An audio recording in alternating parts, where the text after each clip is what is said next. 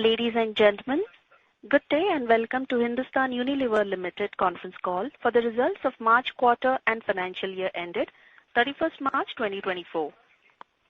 As a reminder, all participant lines will be in the listen-only mode, and there will be an opportunity for you to ask questions after the presentation concludes. Should you need assistance during the conference call, please signal an operator by pressing star, then 0 on your touchtone phone. Please note that this conference is being recorded. I now hand the conference over to Mr. A. Ravishankar, Vice President Finance. Thank you, and over to you, sir. Thank you, Yashashri. Good evening, everyone, and welcome to the conference call of Hindustan Unilever Limited. This evening, we will cover the results of March quarter and financial year ended 31st March 2024. On the call with me is Rohit Jawa, CEO and Managing Director, and Ritesh Tiwari, CFO. We will start with prepared remarks from Rohit and Ritesh, where we will cover an overview of our performance in the financial year and in March quarter and our future outlook. We expect this to take around 30 minutes, which will leave us with an hour for the Q&A session. Before we get started with the presentation, I would like to draw your attention to the safe harbor statement included in the presentation for good order's sake. With that, over to you, Rohit. Thank you, Ravi. Good evening, everyone. Thank you for joining us on the call today. It's always a pleasure to interact with all of you. Let me first start with an overview of the operating context for financial year 24. With softening in prices of key commodities, especially those in home care and personal care, we passed on this benefit to consumers. Consequently, there was a nominal to no price growth in the year. Volume recovery remained gradual due to high levels of cumulative inflation over the past few years, coupled with a weak monsoon affecting rural demand. Urban, organized trade and premium portfolio stayed resilient and led growth for FMCG overall. Given this context, we delivered a resilient performance for the year with an underlying sales growth of 3% and an underlying volume growth of 2%. EBITDA margin was up 40 bps year-on-year. We continue to focus on operational excellence and build back our gross margins, with a substantial part of this being reinvested behind brands and capabilities. Net profit crossed the milestone of 10,000 crores in this fiscal, PAT before exceptional items, and EPS grew 4% and 2% respectively.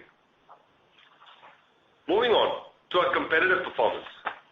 It's important to look at corporate market shares and MAT business winning metric over a longer period to fully appreciate the impact of the inflation-deflation cycle on these metrics. Compared to 2021, we have improved our corporate market share by almost 200 BPS. As we said previously, we had seen resurgence of small and regional players who had vacated the market during peak of inflation. Consequently, in recency, we have seen a marginal dip in our market shares. But it's important to note we are holding on to almost all of the gains made in 2021 and 2022.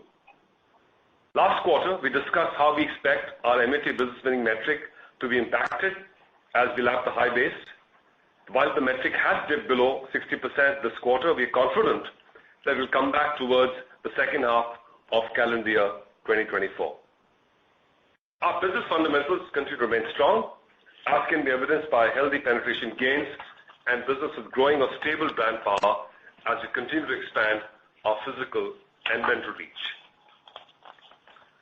I've first spoken to you about key thrust areas for HUL in our October earnings call. A lot of what we have already been doing has strengthened our business, and we continue to build on it. However, it's equally critical for us to transform our business to serve the changing consumer aspirations to ensure we outperform in the years to come. Let me delve into the progress we've made against each one of these thrusts during this fiscal. Our first thrust is to grow the core through unmissable brand superiority. This chart is evidence that we are a powerhouse of big purposeful brands. We have a total of 19 brands clocking over 1,000 crores each in annual turnover. Put together, these 19 brands account for over 80% of our turnover. Clinic Plus is now a 2,000 crore brand for us. Having moved up the table in this fiscal, Boost, Sunsilk and Vaseline are the next 3 brands that are moving towards the 1,000 crore mark. Consumers are increasingly discerning and are making well-informed, holistic buying decisions. We started on our product superiority journey to provide best-in-class products, and over the years have made very good progress in the space. With evolving consumer needs, we are now broadening the way we measure and deliver superiority. Under the framework of unmissable brand superiority, we will measure our products against 6 tangible and distinct drivers, namely the 6 Ps, all of which are proven drivers of consumer preference. We've already embarked on this journey of making our brand unmissably superior, and I will take you through 2 examples to bring this concept alive. Starting with Vim liquids. During the year, we have driven multiple initiatives across each of the 6 Ps to land an unmissably superior product in the market. From improving formulation to sharpening proposition and modifying the packaging to be more aspirational and ergonomical. Specific actions are taken to address each driver of consumer preference. The result of these actions has been promising. Vim liquid has seen a double-digit volume growth in FY24 with highest penetration gains in over a decade and continued market leadership. Horlicks is another example of a brand that has pivoted its actions around the 6 Ps to deliver an unmissably superior brand. We have sharpened and fortified the proposition of taller, stronger and sharper through precise and focused communications, packaging redesign and promotions. We have dialed up nutrition science information at the face of the pack, providing consumers with crucial information about the product. As a result of these actions, the brand has significantly strengthened its position in the market. Penetration, market shares, and brand power have all seen improvement year on year. We are confident that our journey from product superiority to unmissable brand superiority will take our brands from strength to strength and solidify our market leadership. Moving on to market making and premiumization. Given the context of increasing affluence and under-indexed FMCG consumption, we have a huge opportunity to build categories of the future through market making and premiumization. We are doing this through personalized communications by the right medium, innovating in new demand spaces and formats of the future, and educating consumers at scale. During the year, we've used these levers to disproportionately invest in market making and premium sales. For instance, more than 75% of incremental media investment was spent on market making and premium sales. Similarly, more than 70% of our innovation turnover also came from these sales. We continue to lean in on home-to-home connects to drive trial and usage. As a result of these sustained investments in market making and premiumization, we now have a very robust portfolio that is leading growth for us. We have not only seeded categories and formats, but have successfully built them to scale. The portfolio you see on the slide contributes to more than 25% of our business and has grown double digits this financial year. I had previously spoken about the job we have to do to continue transforming parts of our portfolio to on-trend demand spaces, especially in beauty and foods. Let me give you an update on the beauty segment today. We are the largest beauty company in India with a history of creating categories across skincare, hair care and color cosmetics, making us the distant number 1 in these segments. In our journey of transforming our beauty business, we are focusing on A, contemporizing our current master brands, B, investing behind identified high growth demand spaces, and C, embedding capabilities across supply chain, mental reach, media models, and thought leadership. We have led significant transformation across our key master brands, and results of a few are here for you to see. We've revamped our brands by refreshing product, packaging, communication, and innovating them into new demand spaces and formats. The Indian beauty market is rapidly shifting with changing lifestyles, increased disposable incomes, exposure to global trends, and a growing emphasis on self-care and wellness. We've identified 6 key demand spaces, big bets, which we believe will grow disproportionately over the next few years. We have already a strong 2,000 crore portfolio across these big bets, and we continue to invest to scale them up. This portfolio delivered a double-digit growth this fiscal with a circa 50% growth in e-commerce. To build and bring our vision of creating a world-class beauty company to life, we are embedding core capabilities into our processes. Let's talk about 3 critical capabilities. Make for beauty. Our focus is to enhance desirability of products using superior technology, premium packaging solutions and formats. To continue to innovate with speed, we will invest to expand our footprint of nanofactories and supply chain for smalls. Reach for beauty. Consumer journeys have increasingly become non-linear and on digital mediums, and hence we are pivoting our mental reach model towards more digital media and influencer marketing. Authority for beauty. Building on our 20-plus years experience in creating India's most iconic beauty moments through the Lakme Fashion Week, we are creating a beauty council with key opinion leaders from the fashion and the beauty industry. In January this year, we unveiled our first edition of the Beauty Collective, through which we aim to strengthen beauty partnerships with e-commerce and modern trade customers. Through these actions, we aim to build a future-fit portfolio and capabilities that will enable us to meet the evolving needs of Indian beauty consumers. Our fourth thrust of leadership in channels of the future is about brilliant execution and curating a tailored portfolio while leveraging our design for channel approach. In general trade, we're focusing on expanding and fortifying our distribution moat.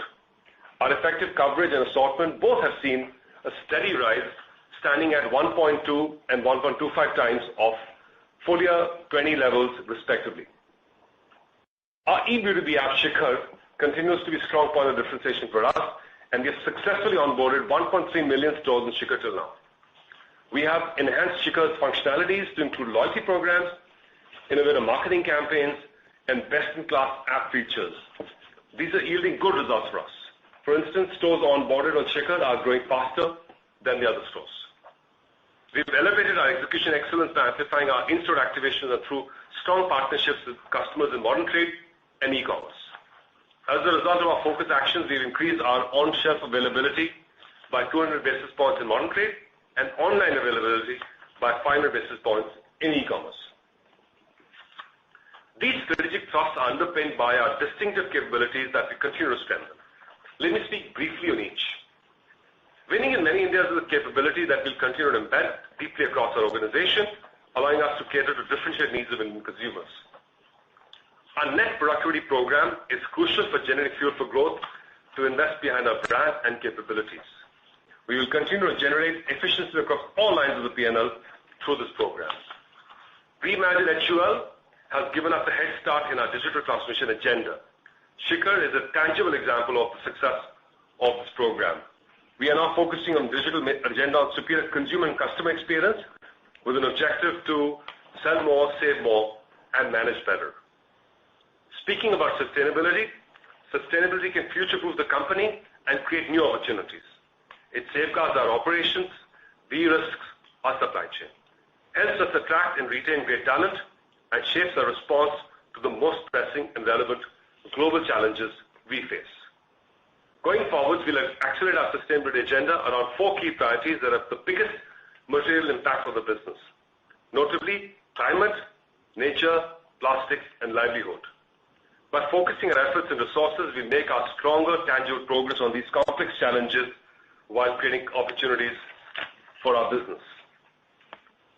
Our distinctive and meritocratic culture has helped us attract and retain the best talent in the country. During the year, we've invested in building a future-ready organization. We have separated beauty and personal care into 2 segments, appointed a chief digital officer and a chief sustainability officer to bring greater focus and speed and execution in these areas. We've also set up a customer strategy vertical for each business unit to operationalize and execute business unit relevant actions across channels. I am a big believer of the India story and the FMCG opportunity. Our journey of transform to outperform will take HUL to the next phase of growth by enabling us to continue serving the evolving aspiration of Indian consumers and win in the market. Now let me hand over to Ritesh, who will cover our results in detail. Ritesh, over to you. Thank you, Rohit, and good evening, everyone. I will now walk you through our in-quarter and financial year performance in more detail and also then cover our outlook. In the quarter, demand trends remained broadly similar to what we had seen in quarter 23. In this context, we delivered a resilient performance with underlying volume growth of 2%. Pricing remained marginally negative, leading to an underlying sales growth of 1%. Moving on to bottom line performance, EBITDA margin remained healthy at 23.4%. I will cover EBITDA construct in more detail later in the presentation. Profit after tax before exceptional items and profit after tax declined by 3% and 6% respectively. The difference between PAT BEI and PAT is primarily on account of lapping higher exceptional income in the base period. Let me now move to performance across our three segments. Home care and beauty and personal care segments continue to see negative UPG in the quarter. Home care grew 1% with mid-single digit volume growth. BPC USG declined by 2% with volumes remaining flat. Foods and refreshment, on the other hand, had positive pricing and delivered mid-single digit USG with flat volumes. We continue to see positive volume growth across most of our business. Overall, 75% of our business is growing volumes. In fact, 50% of our total business is growing volumes in mid to high single digit. Margins in all three segments remain healthy, with home care and foods and refreshment at 19% and beauty and personal care at 26%. I will now click down to talk about performance within each of the segments. Starting with innovations and activations in home care. Comfort Crease Easy Spray in a format innovation that refreshes your clothes on the go. It helps release wrinkles while giving your fabric a refreshing fragrance. In Surf Excel Liquid, we launched a new winning proposition of removes tough dried stains, first time in the machine. Moving on to home care performance in the quarter, volumes in both fabric wash and household care grew in mid-single digit. Premium portfolio continued to lead growth. On a 2-year CAGR basis, home care delivered double-digit revenue growth. Let's look at key innovations in BPC. With summer rolling in, we have launched a range of sun care products catering to different consumer needs. One of these is the Invisible Sunstick by Lakme, a revolutionary sunscreen that is 100% invisible on all skin tones, yet effective with SPF 50+. Dove Sensitive Care range of body wash and soap, which helps repair skin's beacon barrier, was launched. Lakme recently launched its multi-layer face sticks at Lakme Fashion Week. Available in 2 variants, these sticks replace a multi-step makeup routine with a single product. Moving on to performance in beauty and personal care, it has been a story of 2 halves this quarter, with a divergent trends in beauty and well-being and personal care. To give you more clarity on this, we have disclosed the underlying sales growth for the 2 segments this time. As communicated earlier, we will begin detailed financial reporting for the 2 segments from June quarter onwards. Beauty and well-being delivered a volume-driven mid-single digit growth, whereas personal care witnessed a 10% decline. Talking about beauty and well-being, hair care delivered high single-digit growth driven by volumes. This was led by outperformance in premium brands, including Dove and TRESemmé. The post-wash hair treatment segment continues to gain consumer traction and clocked strong growth. Volumes for skincare and color cosmetics grew at low single digit. If we were to split the performance by price tiers, mass skin portfolio, including talc, declined on account of muted demand. However, premium skin continued to outperform, growing in double digits. Oral care delivered a broad-based double-digit growth driven by pricing. Skin cleansing has declined on the back of price cuts taken, coupled with reduction in volumes led out of mass portfolio. We are not satisfied with this performance of skin cleansing. Let me share an overview of the actions we are taking to improve the business. These are focused around 4 key pillars of pricing, product, innovation, and channels of the future. We have adjusted pricing across relevant packs in the mass and popular segment to ensure we provide our consumers with the right price-value equation. With respect to product, we are contemporizing our brands and improving formulation in our core portfolio. We are stepping up innovation intensity in fast-growing demand spaces, especially in premium portfolio. Body wash has been clocking strong growth over the last several quarters, and we will further lean into this format. The Dove Sensitive range and Hammam Turmeric variant are some of the other examples of recent innovations in premium space. We're also stepping up assortment in modern trade and e-commerce to ensure we win in these high-growth channels. Whilst we expect to start seeing a change in category's performance trajectory, it is likely to take a few quarters before the full benefit is felt. Coming to innovations and activations in foods and refreshment. Brooke Bond Red Label Tea has always stood for bringing people together. Our Swad Apne Pan Ka campaign embodies this ethos and with the latest rendition that attempts an unstereotypical portrayal of differently abled people. Ice cream had multiple innovations landing in the market before summer season kicks in. We took our very successful partnership with Cadbury forward by launching a product which gives our consumers the best of Cadbury Crackle Chocolate and Feast. Mango Duet is a winning combination of vanilla and mango that offers a superior multi-layer experience at Rs 10. Moving on to performance in F&R. Tea further strengthened market leadership in this quarter with strong gains in both value and volume. Business had a muted performance year-on-year as we continued to witness consumers downgrading. Green tea and functional tea continued to perform well. Coffee delivered double-digit growth driven by pricing. Functional nutrition drinks, which includes Horlicks and Boost, delivered high single-digit growth, led by outperformance in the plus range. This category continued to witness market share and penetration gains during the quarter. Foods delivered mid-single-digit growth led by soups, food solution, mayonnaise, and peanut butter. Ice cream had volume-led double-digit growth.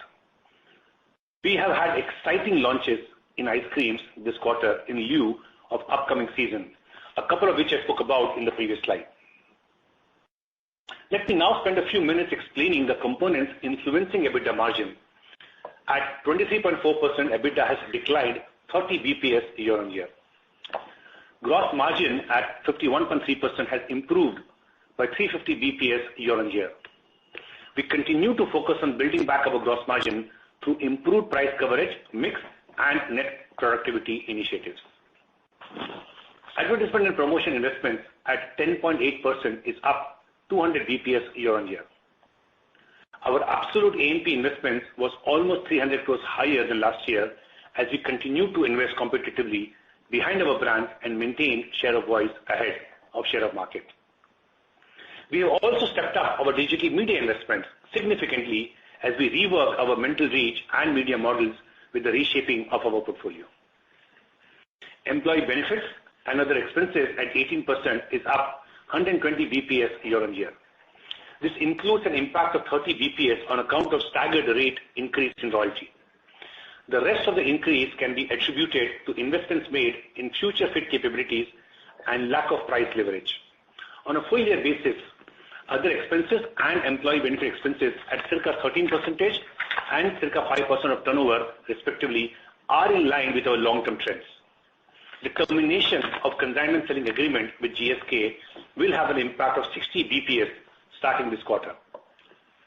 Hence, between this and increased royalty, there's an impact of 90 BPS on the EBITDA in the quarter. Moving on, a summary of our performance for this quarter. I've already taken you through most of the lines in detail, pausing for a few seconds on this slide for you to read through.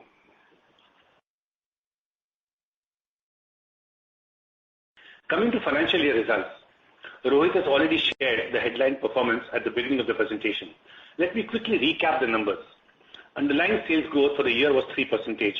EBITDA margins remained healthy at 23.8%, up by 40 BPS year-on-year. PAT BEI and PAT grew by 4% and 2% respectively. Effective tax rate for the year was 26% after taking into consideration prior period tax adjustments. Moving to segmental performance for the financial year, this year has witnessed a transition from high commodity inflation to deflation in 75% of our portfolio.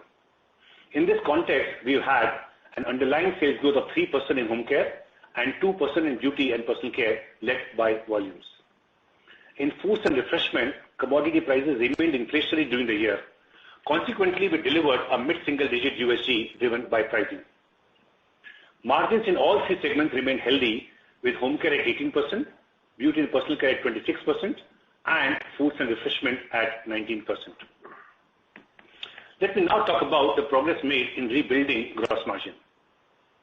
As you are aware, we took a hit to our gross margin during the period of high inflation as we did not price to the full extent of commodity price increase. This ensured that we had the right balance between competitive growth and margins. With more benign commodity situation this year, we focused on building back gross margin through our net productivity program by bridging the price versus cost gap and improved mix. We remain focused in further stepping up gross margin as this serves as a crucial source of funds for investments behind brands and capabilities. Considering our performance in the year, the board of directors have proposed a final dividend of rupees 24 per share. Along with interim dividend of rupees 18 per share, the total dividend for this year is rupees 42 per share with an 8% year-on-year increase. Let me now turn to outlook. We expect FMCG demand to continue improving gradually. Forecast of above normal monsoons and improving macroeconomic indicators augur well. We expect our price growth to be low single-digit decline in near term. If commodity prices remain where they are, we envisage price growth to plateau in midterm and become positive in low single-digit by end of this financial year. In this context, our focus remains on driving competitive volume-led growth across our business. As I spoke earlier on skin cleansing, actions are underway to address performance in this segment, and we expect to see an improvement over midterm. We will continue to generate savings through our productivity program and reinvest it behind our brands and long-term strategic capabilities while maintaining EBITDA margin at the current levels. While we expect near-term demand to recover gradually, we remain very confident of mid to long-term opportunity in Indian FMCG. India's booming economy, expanding affluent population, accelerating digital transformation, coupled with under-indexed FMCG spends, will spur premiumization and provide companies with a strong runway for growth.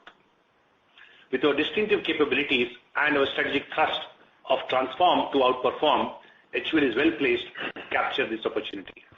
With this, we conclude our prepared remarks, and we will now hand it back to Ravi to take Q&A. Thank you, Rohit. Thank you, Ritesh. We'll now move to the Q&A session. As always, we request you to kindly keep the questions to a maximum of 2, so that we get to take as many questions as possible. In case you have any further questions, please feel free to join the queue again. In addition to audio, participants also have an option to post the questions on web. If there are any unanswered, we will take them at the end. With that, I'll hand over the call back to Yashashree to manage the Q&A session for us. Thank you very much, sir. We will now begin the question and answer session. Anyone who wishes to ask a question may press star and 1 on their touchtone telephone. If you wish to remove yourself from the question queue, you may press star and 2. Participants are requested to use handsets while asking a question. Ladies and gentlemen, we will wait for a moment while the question queue assembles. We'll take a first question from the line of Abneesh Roy from Nuvama. Please go ahead. Yeah, thanks. My first question is on the liquids across your categories. So in dishwash, liquids, you have seen double-digit volume growth. I wanted to understand in dishwash liquids, what is the salience of liquids in the overall portfolio? And if I take it parallelly to a personal wash and fabric wash, what is the salience of liquids there? Is there any learnings which you can translate from dishwash to these categories? I'm asking this because upfront you have highlighted dishwash liquids as a big success. Related question here itself on fabric dishwash, liquid wash. So we have one of your competitors come out with a 99 rupee disruptive pricing. So what are your thoughts on that? And one related question here will be in terms of disruptive pricing in liquid. We have seen HUL being more of a follower. Earlier we did see competitor launching hand wash and body wash ahead of you. So is there a thought process that we can be ahead in terms of innovation in terms of liquid in body wash and hand wash? How are you doing? Thank you very much for the question. I think there is some, probably first I should try and clarify a few things, because you, in your question, you stated some as facts, and I just want to make sure that we get those right. Is that okay? Sure. So broadly, from there is a macro secular trend of consumers moving towards liquids across categories. Second, we have a total liquids business in home care liquids of close to, and I'm talking about fabric conditioners, fabric wash and dishwash included, to well in excess of 3,500 crores. So that's huge. And we've been the pioneers in fabric conditioner liquids, body wash, in fabric wash liquids, and dishwash liquids, which is the reason why we are where we are. So that's the first fact, just to clarify that we are not followers, but we are leaders. And it's not now, but it's been at least 8-9 years of building these categories. They haven't happened overnight. Second, that insofar as specifically Vim is concerned, in dishwash, it's already 25% of the dishwash sales, which is sizable. We have a very strong share, and the reason we showed that was we were very proud of what we've done there, and we believe that is, of course, huge runway of growth because consumers are upgrading to liquids, as I mentioned in the beginning, generally across categories. On body wash liquids, which is more in personal care space, we were again. I am not speaking from facts, but we might have. I'm very confident we were the pioneers many years ago, and we have now multi-brand portfolio on shelf. Not only this, we are market leaders in body wash liquids globally, and are gaining shares handsomely in India as well. And the growth rates are in 50-60% and beyond, and we do see, because the penetration of liquids, body wash liquids is quite small, is under 2%, that there is a large runway of growth in body wash liquids, and we have a full portfolio at play and technology, which is on shelf and in the pipeline, whether it's through Dove, Pears, or Lux, or Lifebuoy, which is another brand we have to play specifically in hand wash. So to round up all of this, I just want to say that we've been pioneers in the liquids category in India across segments in home care and personal care. We've built a business short of 4,000 crores, which is not small by any circumstances. And yes, there is more competition now, especially in fabric wash liquids, in what we call Tier 2.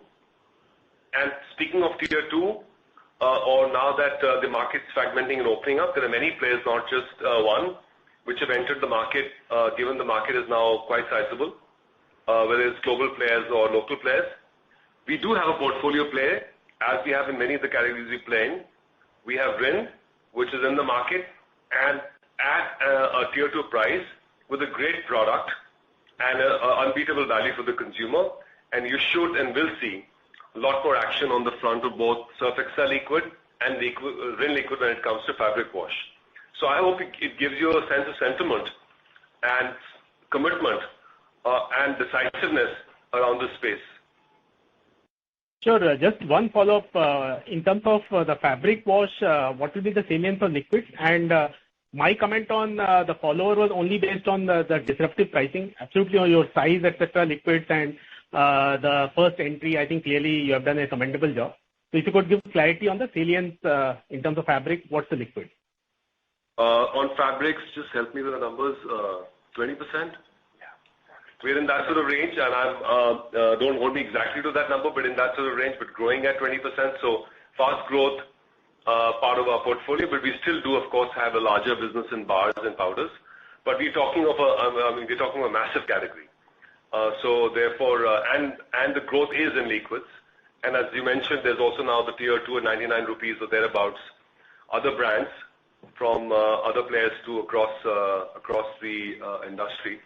And we will therefore see more growth coming here because the conversion is becoming easier since cost of wash is not quite accessible for more customers. And we have a very large share in the segment. We intend to fight the hardest to keep it. Sure, thanks. My second and last question will be on the outlook. So you mentioned that there is gradual improvement in FMCG demand in terms of outlook. And you mentioned the reasons will be essentially partly monsoons, partly improving macro. My question here is, last 2 years, we have also seen rural customer spend more on education, more on the medical needs, because he's getting a lot of free foods, freebies, etc. So he's going for better life for his kids in terms of better education, more on the medical, etc. Now the issue is post-elections, very clearly telecom charges will increase 10% to 20%. That is the correct expectation. And that's again a big component for the lower end of rural customer. So how would you see that kind of impact? Is monsoon enough to overcome this kind of issue? Because for the lower end, 10 to 20% hike in some of the cost component can be quite severe, right? You're right, Amish. There is clearly chance. As consumers are evolving their monthly consumption based on the surveys that came up recently. But we are a very small part of the consumption basket as FMCG. There's so many more categories there. And indeed, over the last few years, because the inflation or price increases were quite sizable, they had an impact on rural, especially as it came through COVID and inflation shocks. But I think we are seeing gradual recovery. We are hopeful of a better monsoon, and monsoon does have an impact, as we all know. It might not be the only impact, but it does have an impact on the agri economy and therefore rural consumption. And I think in that sense, most likely the worst is past us. And from here onwards, we do see gradual recovery in rural consumption. And of course, as we said, the urban consumption has been more resilient, especially at the premium end. So thanks. That's all from my side. Thank you. Thanks, Amish. Thank you. The next question is from the line of Manoj Menon from ICICI Securities. Please go ahead. Hi, team. Just one question on both laundry and HFD, the growth, what you've delivered and what should be the outlook we should be thinking about. And secondly, on beauty, which I'll come after this. On laundry, in general, if you could help us understand how do we think about the medium term, because there seems to be a deceleration in the overall volume growth. So what I'm trying to understand is the heavy lifting for laundry growth has been delivered by premiumization. I understand the solid to liquid or powder to liquid conversion, but if you could talk about the premiumization otherwise, which is happening in the powders, etc., which is an integral element to the, let's say, pushing this to double digits. That's one. Second, it's heartening to note that in HFD, there is a high single-digit growth. Again, if you could help us with the drivers of growth and the sustainability. And one specific comment would be helpful. Are we back to 2019 volumes in HFD? I can pick up. The second part was HFC or HFD? HFD. So I think you're talking about Horlicks, right? Health food drinks, actually, in general. Nutrition, functional nutrition. So I can speak to laundry first. It's carrying close to my heart again, as I used to be in this for a long time. I think our business in laundry and fabric wash and conditioner is very robust. We are growing powders, continue to grow in volume. The recovery and liquids, as I mentioned before, are ahead of this because the conversion is fast there. And of course, there's more competitive heat there. Insofar as bars are concerned, they're now returning back as we've corrected prices. So some of the volume improvement will come on account of the bars going back to growth and powder sustaining and liquids continue to going ahead. So I think we feel confident that secularly this category will continue to sort of clock volume growth. It's also showing quite a level of durability through all the cycles if you look back quarter to quarter. And here the job remains that of premiumization. We have to upgrade consumers to high convenience and performance. And that's how we're doing. That's what we're doing with high performance liquids, now with Rin, and with fabric conditioners and other formats that are in the pipeline. So I think that path to growth, including Surf Excel Easy Wash, upgrading rural consumers, is still the engine is very much vibrant and relevant. So that I hope it addresses your question of the home care business. Sure. Thanks, Rohit. On nutrition, functional nutrition, I just probably request Ritesh to help. So, Manoj, on functional nutrition, our business grew in high single digit. And the growth was driven both by some amount of pricing and volume growth. So it was a good mix of volume growth and price growth that drove high single digit overall growth for our functional nutrition business. And if I just give a little more color, within that, as you know, we have our plus range, which is high science backed portfolio, be it protein, be it diabetes, or for that matter, women Horlicks. This part of the business has seen more acceleration. It's more premium and it has seen more acceleration in terms of growth. So it's a pretty good outcome. And we have spoken in the past as well that our trajectory of building penetration has yielded results continuously. We continue to build penetration improvement for the category, for us and for the industry, number one. Number two, we've also seen further improvement in our market share, both value and volume market share. And one of the key areas we've spoken in the last call, especially, we've spoken about driving consumption in HFD, because that's what had taken a beating in the high inflationary period. And milk was one of the, let me say, limiting factor which was impacting consumption. Good news is you've seen, as you know, fresh milk prices have tapered off. They're more benign now. There's no further inflation happening. And overall commodities which go into making HFD has also seen some amount of deflation. So all put together, the pricing and the cost element is now going to help us in terms of driving further consumption build, and we are seeing initial results of consumption builds coming in. The job of doing home to home and ensuring that we're able to get the product pretty well established and known to consumers, that effort continues. And I'm assuming that between that effort and overall macro improving in terms of our commodity costs in the foods area, it is helping us now to start seeing the results that we always wanted to see in this space. So yeah, so that's a little bit about HFD in terms of top line. In terms of bottom line, the job of doing margin improvement has been very successful, as we called out. And going forward, the focus singularly for us remains keep building consumption.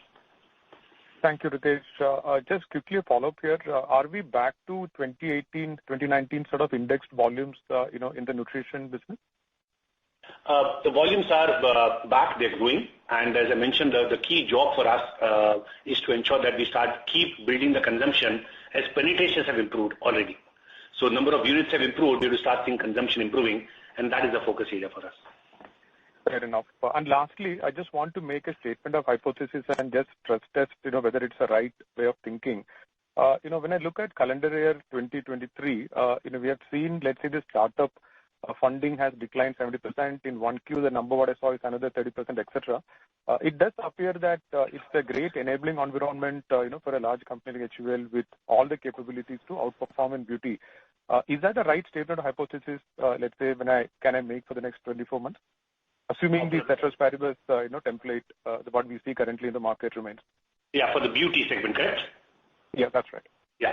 See, beauty, as we mentioned as part of the prepared remarks, and if you unpack the category growth in current year, beauty has grown mid-single digit. And if I see that and if I further unpack, the premium part of the portfolio has grown in double digit. And it's a mass part of the portfolio which had declined, and given the conversation we had on rural, macros, etc. And we did call out one of the slides, the 6 big bets that we want to take in beauty segment going forward. We named them in the slides being sun care, face cleansing, masks, serums and stuff like that.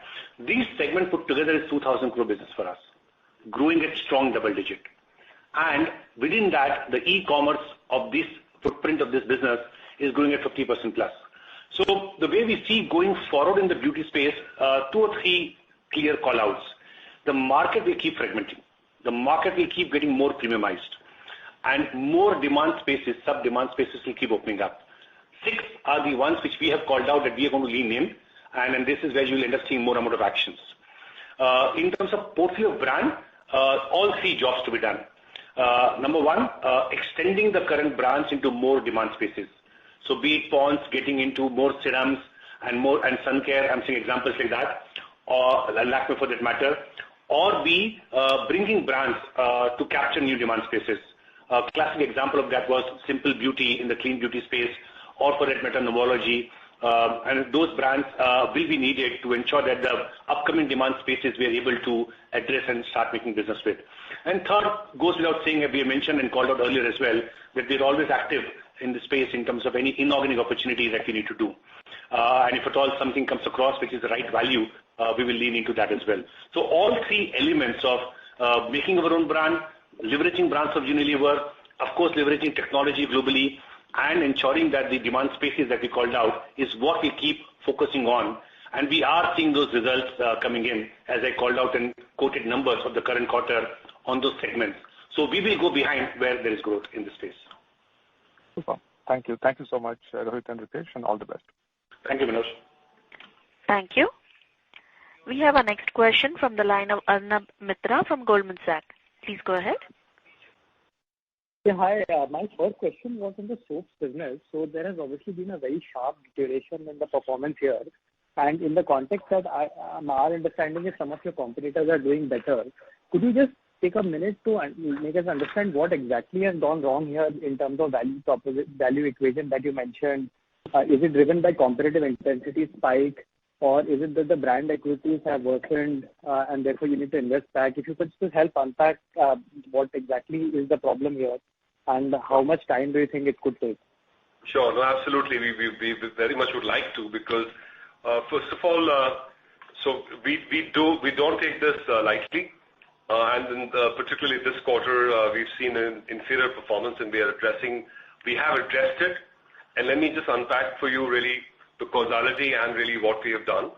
On the whole, as you know, it's a sizable business for us. We have a strong portfolio. We have increased a level of A&P investments since middle of last year, after we had space to invest as the commodity softened.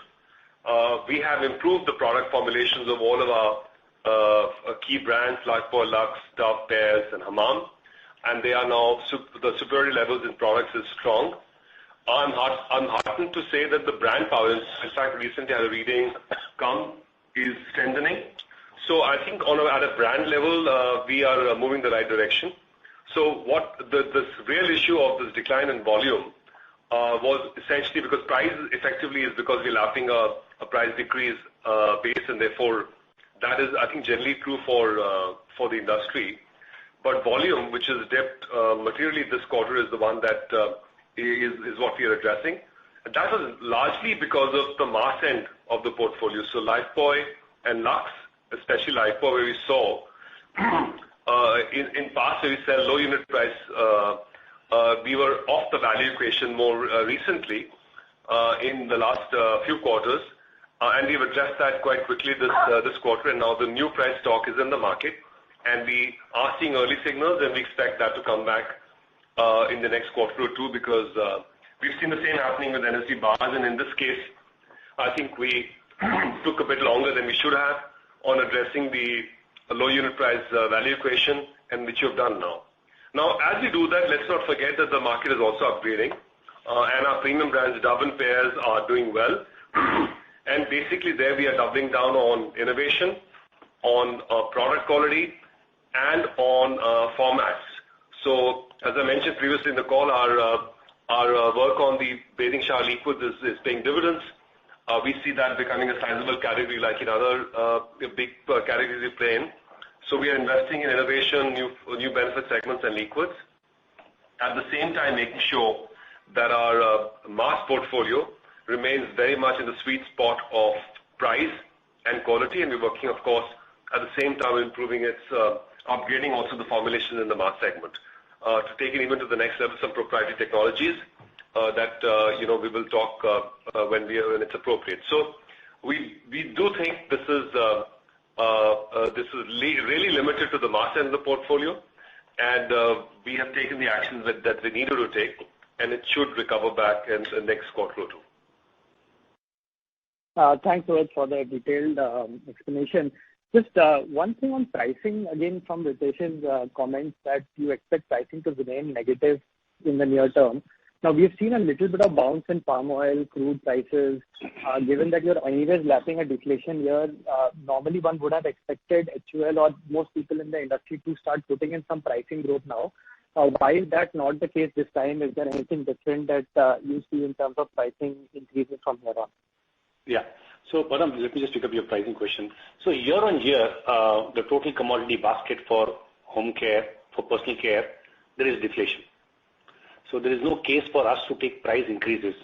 Crude at 85 is still range bound. It goes up a little bit given various amount of elements of geopolitical which are influencing it in the short term. But as you see, it then recedes back to 85. CP also is firm at 850. We are in season now. We'll come to know how the season pans out, and then we'll come to know what if at all, the trajectory of that $850 changes materially. Typically, what we don't do is we don't react to short-term variation and volatility in commodities. The moment we have a read that there is a deterministic change in direction, up or down, which is when we start adjusting to the price, so that we don't, let me say, react to short-term changes in the market. So as of now, given that the commodity prices is a total deflation on the two categories, there's no case for us to change in terms to take price increases. The only exception of our entire portfolio is coffee, where coffee, as you know, has remained firm and keeps inflating as a commodity, and this is where we have taken price increases. But have we finished the job of passing on whatever we had to pass on with all commodity inflation? Answer is yes. The last element which was left out, as Rohit called out, was in the area of mass skin cleansing, especially the low unit price point packs. Even that correction, as we speak, has happened. So I believe that where we are today, if commodity prices remain in near term, short term, we will end up seeing marginal decline in UPG. In mid-term, we should see that getting plateaued out.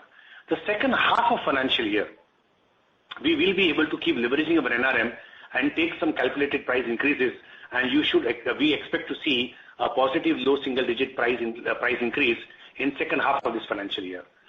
This again, as I call out, is everything has been equal in terms of commodity market. But to your point, if at all we do see CPO running from 850 to 1000 plus or crude running 95 plus, of course, we do operate with mindful level of inventories, and our supply chain is extremely resilient. And if at all we have to react and take price increases, we will do that. And for that matter, if at all we have to further titrate price decreases where we need to, we'll do that. So we are on the ball, and it's a high volatile period, and we are closely monitoring it. Okay, thanks so much, Rohit and Ritesh. All the best. Yeah, thank you. Appreciate it. Thank you. The next question is from the line of Avi Mehta from Macquarie. Please go ahead. Hi team. Thanks for the opportunity. I wanted to kind of just understand the EBITDA margin, given our earlier comment of targeting 23 to 24% band. As a concept, what do you think is required for us to, start looking at moving from the bottom end of the band towards more, at the mid and the top end? Is this more a volume recovery, or is there anything else that you would want? Is this more external, internal? Would love to hear your comments on that. Yeah. No, thanks for the question, Avi. So a few things, exactly as you mentioned that at 23.4 where we are, we would want to maintain at current levels in short term our EBITDA margins. Medium to long term, we have always called out that our stated ambition is to do modest margin improvement. But if I just bring it back now for next some quarters, this is a level that we want to maintain the margin. Now, what are the puts and takes out here? First, within this, we want to continue driving gross margin improvement. Even in this quarter, when we delivered at 23.4% EBITDA, you saw a very strong 350 BPS gross margin improvement. A large part of that got invested into A&P. We continue to operate SOV ahead of SOM, and we further invested in capabilities so that our ability to bring innovation and for that matter improve execution in the marketplace is installed and keeps increasing. So hence, if commodity prices remain where they are, and those are the factors which have impacted. And again, remember in this quarter, when we delivered 23.4% margin, this is after taking impact of 60 BPS for the business of GSK that we used to distribute the products, and we used to end up making margin from that. And now that margin we no longer make. So for next 4 quarters, you will end up seeing that 50 to 60 BPS impact coming in from that business which now we have discontinued. So that impact comes in. Going forward, improving mix, number 1, which is what we want to see. Further volume growth, number 2. Number 3, price growth. Ultimately, there's always a pretty robust operating leverage that works in the P&L. When you have a deflationary scenario and you don't have a price growth, you end up missing that operating leverage, which then drops into the P&L.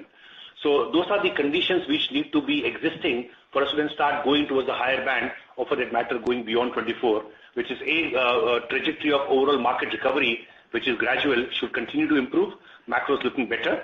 Number 1. Number 2, we should start seeing some recovery of overall pricing in the segment, and hence the operating leverage coming in. And the job of continuously improving mix is already there in the mix happening. So those are I would say 3 drivers which will help us to start inching margins further up. Got it, Ritesh. Thanks a lot for that. And Ritesh, the other bit I just wanted to clarify. See, we understand what is happening in skin cleansing and the correction that we've done. Would you give us some sense on what is happening in the mass skincare? Is that a demand issue or a competitive issue where you need to also revisit pricing equation? Yeah, mass skin, simple answer. It's a demand issue. No competitive challenge. Products, distribution, all in place. Got it. Okay, perfect. Thank you very much. That's all from my side. Thanks, Ravi. Thank you. The next question is from the line of Vivek Maheshwari from Jefferies. Please go ahead. Hi, good evening, team. My first question still is on the soaps bit. The volume decline looks quite surprising. Do you think it's a product formulation issue, let's say the TFM content versus some of the competition? Is that what is the chief problem in your view? No, we are quite certain it's not quality. In fact, quality is better. It is the few grammage short of the benchmark in rupees 10 price point in two very specific price sensitive regions where we sell a lot. And that, once corrected, we will see response in volumes. We already see some early shoots, but that is, so when you narrow down the volume loss in the last 3, 4, 5 months, it was primarily in that space. We are growing volumes in other parts in the south. We are growing in modern trade. We are also now growing volume share in as a total, but this is basically the issue that we have to address, which we have done. But again, we are not taking it lightly. We are also strengthening quality more as a proactive measure because we do have some access to proprietary technologies that we bring in the market. And we're strengthening, of course, as I mentioned, the overall A&P investment, salience, and brand powers are picking up. Got it. And just a follow-up in terms of, whatever corrective or, preemptive measures that you have to take, is everything there in place right now? And it's just more about, these hitting the markets and therefore automatically things start to move, or there are more interventions that you think you still need to take? It's pretty much the former. We've been working on this and addressing this. We have a programmatic set of events, and you will see them. You already start to see some of them in the market. Innovations are investment on liquids, but you will see them, the events flowing in the market programmatically through the period ahead. Got it. And Rohit, the second is a big picture question. I don't know how much you can address this, but over the last few years, government has been very, focused on capex build-up, investment side of things. A lot of investors have been asking this question that, there are a lot of data points which have been very, very good. And there is probably one of the very few spaces where things have not been very good is the consumption, particularly on the staple side.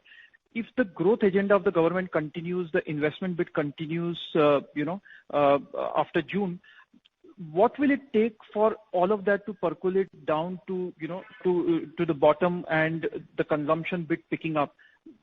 What needs to happen, from that point of time? Because as it appears, it doesn't look like that, this government is going to boost consumption on its own, which means that it will follow the investment bit. So how does it percolate down, basically? It's a difficult question to be precise about from my end. I can give you where our thesis is, if that is acceptable. Sure, please. Would love to know that. No, we do think that because we are 60% salience is urban, about 40 is rural.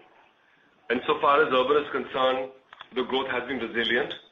And in the top end of the urban, it's been strong. And that is not changing. I believe that trend is somewhat secular. So I think where it comes to premium end, more upgradation, all of those themes will continue. The GDP growth is driven a lot by government capex, but also, and that trickle-down effect will take time. But if all of those jobs and livelihoods that get created, that money should end up going back to the households more in the mass end, and that should democratize investment consumption. And we should, in my view, start to see that. And how long it takes, I do not have the ability to forecast, but I think we do see gradual recovery in rural, and perhaps some of this could be that as well. As you know, rural has got three sources of income: the agri income, the income from repatriation, the income from labor. So the labor is, of course, going to get affected through the investments in capex. When it comes to repatriation from urban areas, that I think so post-COVID has been repairing. That should start to click up. And then finally on agri is a lot more weather dependent. and all of us are hoping for a good monsoon, and if that does happen, then we should see that also coming. So there's a cyclical effect of consumption, I believe. Now that we've had some years of negative, perhaps the positive end of the cycle is coming in. But in all honesty, I just want to close by saying that while all of us are discussing and speculating on this, or perhaps making some good judgments, we as HUL are not waiting for the macro to shift one way or the other. We are going to do what we can do, which is we are focusing on transforming our business to go where the growth is, to go where the people are, go where the money is. So that is why you see very clearly laid out an agenda since September of pivoting our business to where the growth is, because it's unevenly distributed. So we are investing in innovation, market development, in shaping portfolio in high growth spaces, in channels of the future. We are deliberately going where the growth is, so that when macro does get better, it will also lift our boat, but we're not going to wait for that to happen. We are focusing on things that we believe we can impact.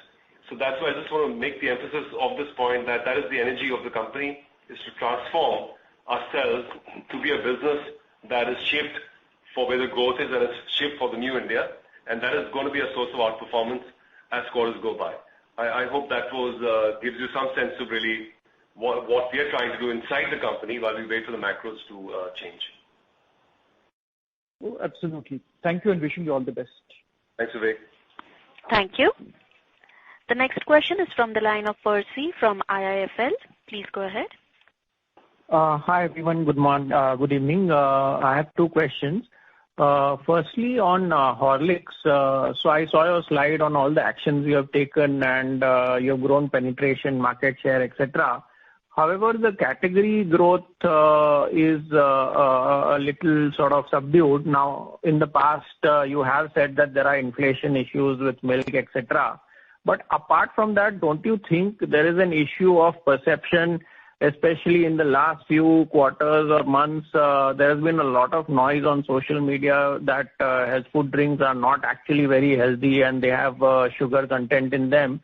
So what are you doing in terms of correcting that perception issue, is point one of that question. And point two of the first question is that packaged beverages is a very fast-growing sort of segment in India. We have seen multiple companies reporting good growth in this segment. I think it's sort of an inflection point, or it's a lifestyle sort of change, or whatever you might call it. So don't you think that you can play the packaged beverages space through Horlicks, launching a RTE Horlicks? It used to be there, I think. I don't know if you have discontinued or if it's still there, but like focusing much more on that part. Yeah, so this is my first question. Two parts to it, please. Okay. Let me just, so functional nutritional drinks, or functional nutrition. I think the category serves an important community need of fulfilling the carbohydrate, protein, and micronutrient deficiency of the average Indian, men and women, poor or rich. It's a pan-India opportunity, and therefore this category has a real meaning in the lives of people that improves their functional health, and that's the purpose of this category. Secondly, it's under-penetrated, mainly in the south and east, and somewhat lower, and under 30-odd%, and on the average 20-odd%. So there's a huge opportunity for us to get this category to grow, and we've got great templates in Southeast Asia, for instance, where the category is much bigger. So what are we trying to do about that? One is to get more users. The check against that, because our penetration continues to grow.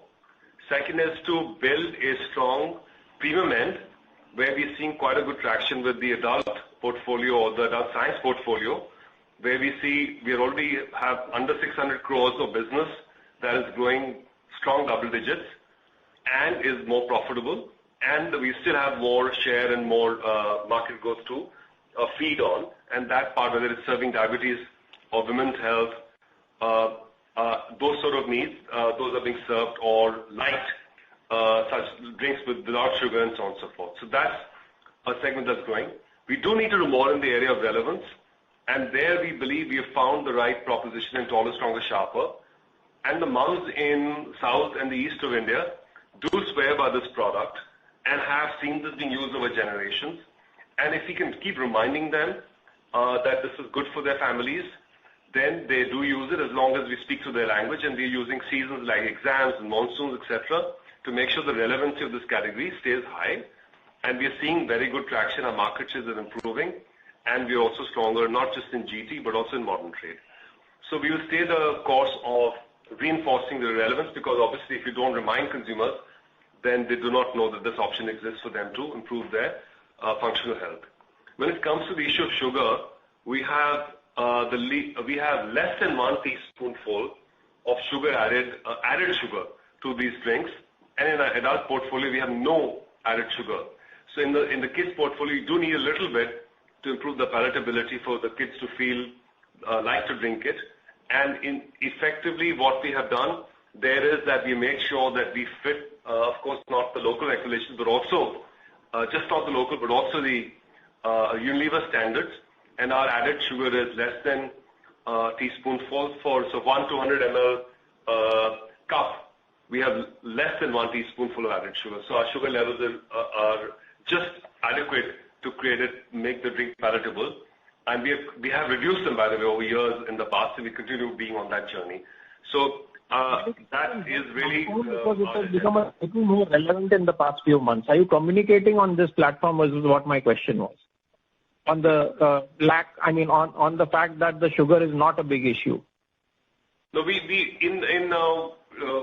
there is the controversy or the discussion you're referring to perhaps is in the infant space, and we don't have infants. We don't serve kids in that age bracket. Our portfolio starts from kids onwards, and there we meet the nutrition standards and we're fully compliant. And I don't think there is any more work that we need to do proactively, apart from making sure that formulations continue to sort of remain within the bounds of Unilever's nutrition standards, and be well below that insofar as sugar is concerned. Right. And on the RTE part? Yes, sorry. RTD, broadly speaking, on the food space, there is clearly our brands like Boost, Horlicks, Knorr, Kissan, Hellmann's have a brand equities that can stretch more broadly. We are working on a strategy where we can make some choiceful decisions around where we can invest. We have in the past tried a few things, and we found some of those have succeeded. We're scaling them. We have, before I answer RTD, we have, for instance, already a scalable investable mix in Hellmann's Mayo. We have an investable mix in Knorr Korean noodles. The peanut from Kissan. These are sort of things that we've tried, and we've seen them scale, working well, and now they're scaling. Similarly, we have got a very small test on Boost RTD, but it's very early. We're just sort of dipping our toes to see how it does, in the south. But we'll, in all full transparency, be more coherent around the food business or packaged food and drink business in a few more months when we have made up our mind on where we actually feel we have the right to win and how we would like to grow that business. So we're working on it. And like we did for beauty today, we're very clear on the agenda there. We'll come back to you once we have more clarity on the food side. Yeah. And my second question is on the beauty space. So we have seen over the past few years many companies launching new brands. Like recently we saw this news of Dermaco getting a 500 crore ARR. It's about a 3-year-old brand or 4-year-old brand. So just wanted to know, in light of that, you have also taken some initiatives like Simple and Acne Squad. If you can give us some idea on what your experience has been over the last couple of years and these couple of brands, 2 or 3 brands that you have launched, what is their ARR or what kind of traction they are getting in the market? Yeah, I think you have to look at the beauty business as a portfolio because it's not. So let me just give you a couple of data points. So we have a business that's well over 12,000 crores in scale. We are number one in many categories, as you mentioned in the presentation. already in the last couple of years, we've been focusing on multi-year bets on 6 specific segments. These are a combination of demand, space and formats like sun care, like facial cleansing, like weather resilient body lotions, or things like prestige products such as Simple, Love Beauty Planet. Between this lot, we've already built a business of 2,000 crores, and this is annually, as last year, financial year, and is growing quite fast. And to give you an example of that, it's growing at 50% in e-commerce. So just give you the scale of, and not all of this is new brands. It's also extensions of our power brand or our brands like Pond's, Lakmé. So our first protocol is to stretch our existing brands, and they of course cannot stretch all the way, but there is a limit. But we do find the first thing for us to do is to stretch those master brands, and we've done that, revamp them. Then of course we are building specific equities that these brands cannot address, like in facial cleansing. We do have a successful equity now with Simple. We think it's got a good future, and now we're working on scaling it. And Love Beauty Planet is also showing traction, and both of these have got strong pull in e-commerce channels. Between the two, they are in about excess of 100 crores ARR, but that's just a starting point. We will like to see them go much bigger, and we are working on investing in that sort of ambition. That's basically where we are. We of course have well-being brands like Oziva, where we are also crossed 100 crores ARR, well above that. So we're quietly building the specific brands, but please note we play the full portfolio of our existing strong equities and the new brands, not just the new brands alone. Thank you, sir. That's all from me. Thanks and all the best. Cheers. Thank you. The next question is from the line of Kunal Vora from BNP Paribas. Please go ahead. Yeah, good evening and thanks for the opportunity. First question is on distributors. So regarding the change in distributor margin last quarter, can you tell us how it impacted your distributor payout in the current quarter, and did they make higher or lower margins in aggregate? The margins have gone up and the service levels are going up.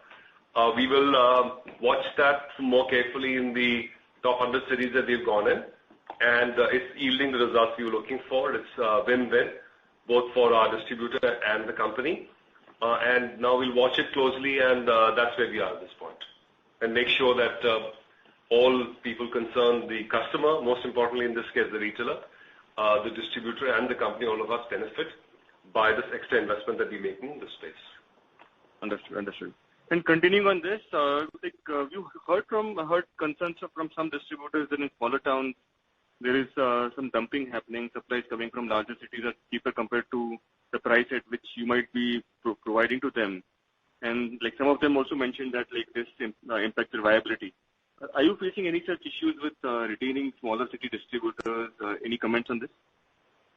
No, we are not. In fact, we watch both attrition and the ROI of our distributors programmatically, and our attrition levels have actually, if I remember correctly, I had looked at this figure a few weeks back. I'm not 100% exact number, but the trend was in fact improving, and this year, and we haven't picked up anything that you anecdotally may have of any scale or pattern. So I don't know. I can't comment on it because it's the numbers or the indicators, ROI trending, and it's healthy levels, up or down, and the attrition levels are headed, in fact, in the right direction. We watch these numbers quite carefully. Understood. Okay. Second and last question is the proportion of business winning share seems to have moved after dipping for a few months. Which are the categories in which you have resumed market share gains, and besides soaps, which are the categories in which the market share is still declining? On the whole, we are doing much better on volume shares because that is what our focus was initially, and now pricing, therefore we know where to sort of make it catch up. As we said, that if you look back 21 to 23 end, we have held the massive share gains that we made during the inflation period, which is not typical of other cycles we've had, where we've actually donated back the shares. In this case, we've held, and we lost a little bit marginal share and 10-20 basis points, but we're still holding pretty much, by and large, we're holding share. Where we had lost share, which is in mass end of detergent bars, we have seen a recovery in volumes, almost like a U-turn after we corrected in the market. The second, on mass skin cleansing, we had to go one more level because we had corrected prices. Now we will see how that turns around in the next few quarters. Those are the two categories where we had to, where we lost more material shares. Those are coming back. Otherwise, it's a constant focus from our end to, we look at this competitiveness is basically the only strong metric of success, because the rest of it, this is what is in our hands. The way we are now dealing with it is to basically go where the growth is and make sure that we're leaning on in fast growth areas, and we grow faster there. And not lose in the mass areas by just being absolutely sweet spot on price quality. What's happening in oral care market share? We are gaining market share. Okay. That's it from my side. Thank you. Thank you. The next question is from the line of Latika Chopra from JP Morgan. Please go ahead. Yeah, hi. Thanks for the opportunity. Just one question. If you could share the channel salience by 24 across general trade, modern brick and mortar, and e-commerce. And if it's possible for you to share any comments and thoughts on, the fast growth of e-commerce, at least in, large metro catchment areas. Sure. And furthermore, how should one think about these channel moves influencing, margin profile of the company over midterm? I understand you end up selling higher premium mix in these channels, but somewhere would rising share of these modern channels limit margin improvement, capacity for the company? Thank you so much. Thanks, Latika. I think I'll give it a shot, and then if Ritesh wants to add. I think high level salience, and I'm giving you rounded numbers. We are about under 70% on general trade.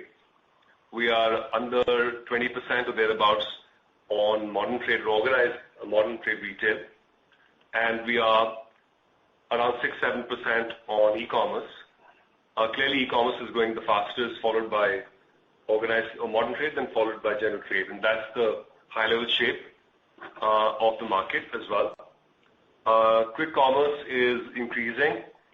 It is about a quarter to a third of our e-commerce sales at the moment, but growing much faster.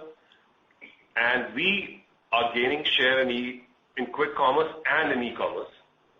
And that is really that's the relative position we have. And of course, we have to do more there because this channel is showing signs of continued growth.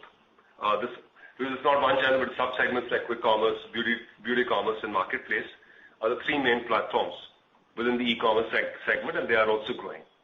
All of them are growing, and we expect the e-commerce growth to continue. It is sustained. That is the view on channel salience and trends. To your point about margins, at this stage, I think the structural point is that, generally speaking, we do sell different portfolios in these channels, and therefore what we must look at is basically the net operating margin based on the mix we sell in these channels, and that is basically means more value dense portfolio in e-commerce, somewhat more stable portfolio in modern trade, which is actually not a new channel, and general trade basically more around access packs. And I think from the only place we have to now watch this is in e-commerce, where frankly the industry is all focused on growth right now, and we haven't quite settled into any equilibrium where we can have a very informed discussion on margins. And right now, all everybody's trying to do is to basically grow. And I think we are generally growing very high margin portfolio in quick commerce, beauty commerce, and in marketplace. Sure. Thank you. Thank you. The next question is from Shirish Pardeshi from Centrum Broking. Please go ahead.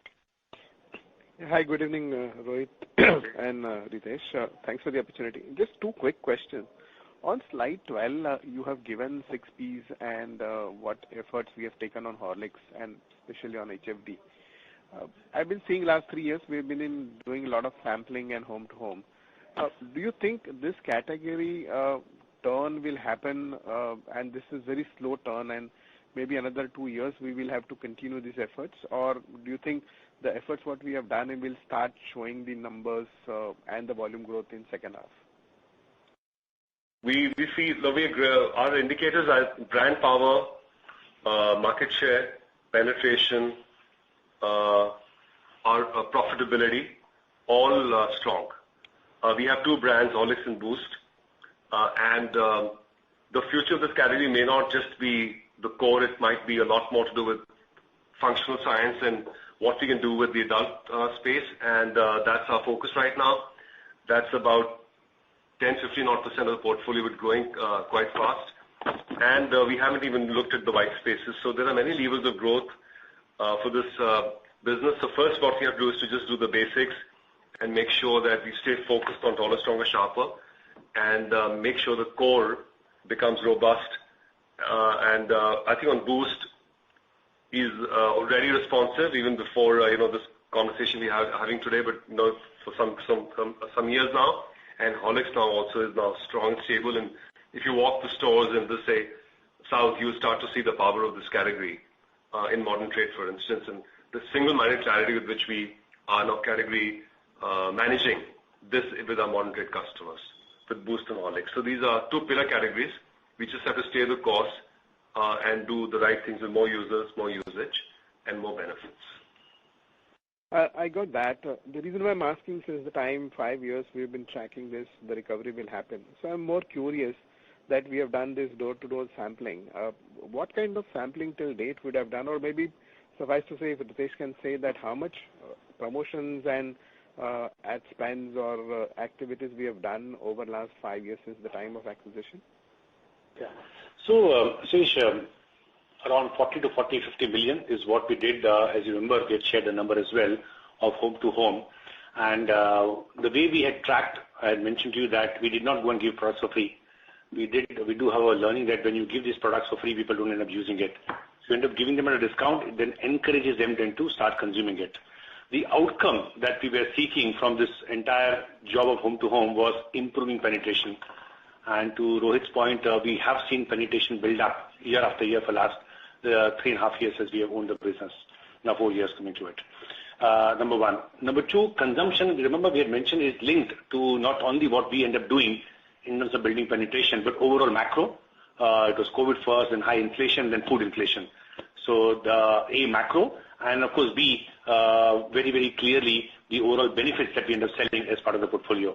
The good news is on a macro front, food commodities have started now to taper out. Milk inflation, which was very high inflation, fresh milk, which has also come down sequentially, and we are seeing benefit coming in. This quarter, we grew at high single digit. The point I was making earlier, we got the sales was driven both by volume and some amount of price that we have taken. So we are seeing results which are encouraging, and within that, of course, the big job for us was to keep building the plus range, which is more premium part of the portfolio. So our investments have gone into product in terms of making the packs more accessible, which is bringing down the average price point packs. That has yielded penetration. Investments went in terms of building more salience of the brand, and which is why we have started to see market share improving. And of course, investments have gone into developing portfolio into more broader, wider spaces. And there is where we have also seen incremental growth coming in. So all the 3 investments are paying off. And of course, the job continues. These categories are multi-year jobs to do in terms of building penetration consumption. And where they are today, roughly at 30-odd%, there's a big runway for growth for us to keep building penetration and consumption. And we will be at it. Thank you, Ritesh. My second question is on beauty and personal care. Quickly, you have given the split between beauty and well-being, which has grown 4%, and personal care has declined 10%. I was more curious, if I compare on a YOY basis, what kind of mix towards premium would have happened in personal care and beauty and well-being? So we did articulate, Sirish, earlier that when you look at within beauty and well-being to start with, the way the premium portfolio has grown much stronger at double digit, and it's a mass portfolio which has seen more impact on the demand coming in. Rohit did call out that the issue in personal care was more at the mass end of the business, not the premium end of the business. So overall between the two, beauty and well-being is a more, on an average, more profitable business that we have compared to personal care. And of course, then within the beauty and well-being, there are different price points at which we end up doing the business. I hope that helps for you to get some amount of understanding. Yeah, no, the reason why I was asking that if the mix is towards premium, we will be able to defend the margin in these two segments. See, overall beauty and well-being, the point we're making that this is where the growths are at the premium end, and this is where also we are investing. And beauty and well-being is above average margin business for Hindustan Unilever. So the moment you start driving growth, in spite of investing and in spite of probably taking some margin down in beauty and well-being, it will be overall mix accretive to Hindustan Unilever. And which is the point we mentioned that our job will be to ensure that in beauty and well-being, we end up driving growth ahead of overall average growth of Hindustan Unilever. Okay. And just last quickly, if you can touch upon Unilever is existing ice cream business. So any thoughts here in India, what is our strategy or if there is any outcome which is visible? Yeah. So you've seen the announcement by Unilever. Their idea is to separate the business given the business model, and they will end up doing this entire job by second half of next year, calendar next year, to 25. The board of HUL and working with the management of Unilever, we will work through with the implications and the actions we will end up taking in India pertaining to that. At this stage, we are in peak season of ice cream. Our job is to put our head down and do a good job in terms of executing in the marketplace. And as and when we come to any conclusion, we'll of course come and share with all of you. Okay. All right. Thank you and all the best. Thank you, Suresh. Thank you. Thank you. The next question is from the line of Jitendra Arora from ICICI Prudential Life Insurance. Please go ahead.